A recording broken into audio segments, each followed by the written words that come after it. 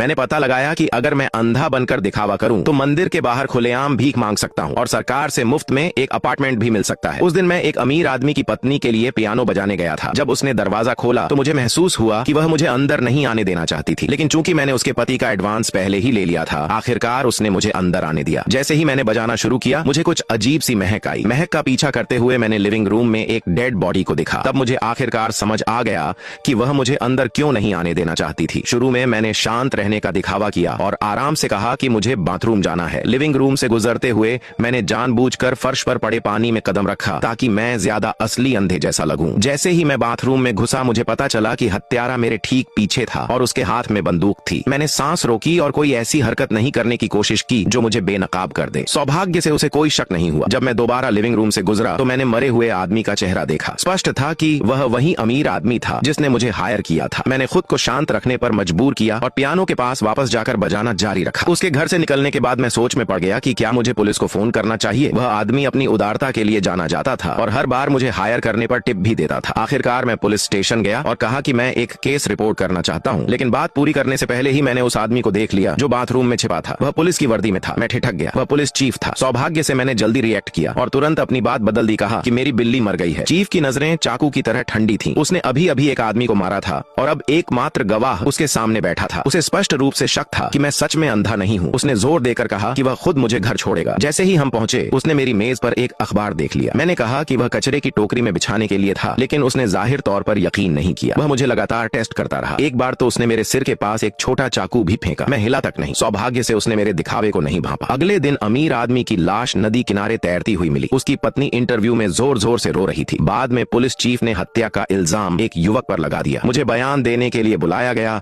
और मुझे उनकी पूरी रिपोर्ट गढ़ते हुए सुननी पड़ी। मेरी हथेलियां पसीने से तर थीं। मैं उठकर सच बताना चाहता था, लेकिन वह सिर्फ एक कल्पना थी। मुझे पता था कि अगर मैंने बोल दिया तो मैं भी उस अमीर आदमी की तरह मर जाऊंगा। मैंने सोचा कि सब कुछ खत्म हो गया, लेकिन फिर एक ट्विस्ट आया। अंतिम संस्कार में उस आदमी की पत्नी मौत से पहले की घटनाओं के बारे में लगातार बात कर रही थी, यह नहीं जानते हुए कि हत्या के दौरान वह और चीफ एक व्यक्ति को भूल गए थे, पड़ोस की बूढ़ी औरत। अंतिम संस्कार के बाद वह बूढ़ी औरत पुलिस के पास गई और कहा कि अमीर आदमी की पत्नी झूठ बोल रही है। जब पत्नी को पता चला तो वह बूढ़ी औरत के घर गई और दरवाजा खटखटाया। उस वक्त मैं संयोग से अमीर आदमी की बेटी का प्राइवेट टीचर बनकर हायर किया गया था। जब एलिवेटर के दरवाजे खुले तो मैंने अपनी आंखों से देखा कि अमीर आदमी की पत्नी बूढ़ी औरत को सीढ़ियों से धक्का दे रही थी। मेरे पैर कांपने लगे। मैं लगभग गिर ही पड़ा। मैंने खुद को शांत रहने पर मजबूर किया और दिखावा किया कि मैंने कुछ नहीं देखा। मुझे नहीं पता कि बूढ़ी औरत को इसलिए मारा गया क्योंकि उसने सबूत दिए थे, लेकिन मुझे लगता है कि वह औरत पागल हो गई थी। वह हर उस व्यक्ति को खत्म करना चाहती थी जो सच जानता था। मैं भागना चाहता था,